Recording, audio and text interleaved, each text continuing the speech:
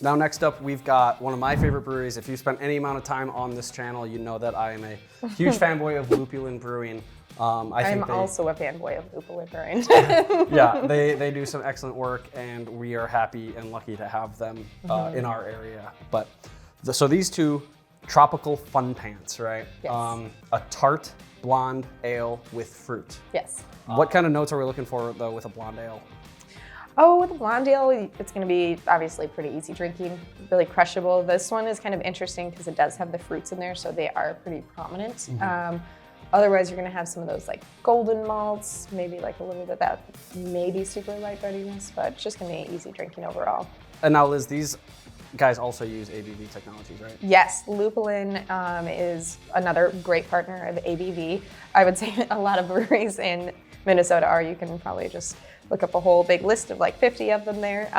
But Lupulin has been utilizing ABV recently with a couple of really cool beers. So it's kind of fun to be able to drink something that you recognize as one of your favorite beers, but then it's just easier for you to drink or it's non-alcoholic. So one of the things with non-alcoholic beers is that people really miss a certain thing. Like I'm missing that beer. I'm missing that moment connected to that beer, and being able to offer your favorite beer in a non-alcoholic format is spectacular. All right, let's pour them up and flip it to the B-roll self.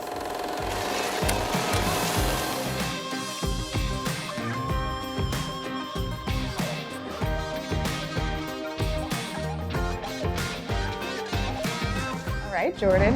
Well, let's talk about how it looks.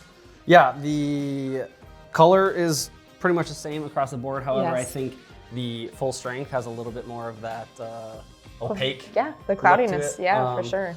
It actually surprises me that the non-alcoholic version has a little bit more carbonation, a little bit more of a head. I mean, this is Totally. not a I very... totally see it. Yeah, I've shaken this one up, but and granted, this is not a very heady beer in general. no, especially with the fruits. You know, sometimes there can be oils in there, and it can just kind of affect, the head retention. Certainly. I mean, as a golden ale, like you definitely want it to look a little bit more like this, maybe, but more of that straw, translucent color. yes, could have some golden hues. I love trigger beer words. Yeah. Right. Well, I'm sorry, I've moved right past the smell, but I mean, it smells so fruity and delicious. Big mango, big passion fruit, big guava flavors. The blonde ale might play second fiddle to the fruit. Well, and that's kind of what I was referring to earlier, is that like, this is basically fruit beer, but it is so lovely. And then actually the blonde ale plays a perfect little like holder for like the flavors that you get out of the beer itself. Yeah, yeah. Because you wouldn't want the beer to overpower the fruit. The fruit is the star of the show. I like that. I love this beer. This is one of my it favorite feels beers. weird It's to a be summer beer. recording this in January because this is very much a summer patio dockside beer.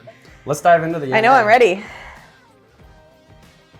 Different aroma. Different aroma, yeah. Not as much fruit on the nose, but let's see. Which, like, you don't know, I mean, maybe with the, like, process that ABV does, like, maybe some of that does get lost, which, because I know there are some gases that are removed, so that could be a possibility.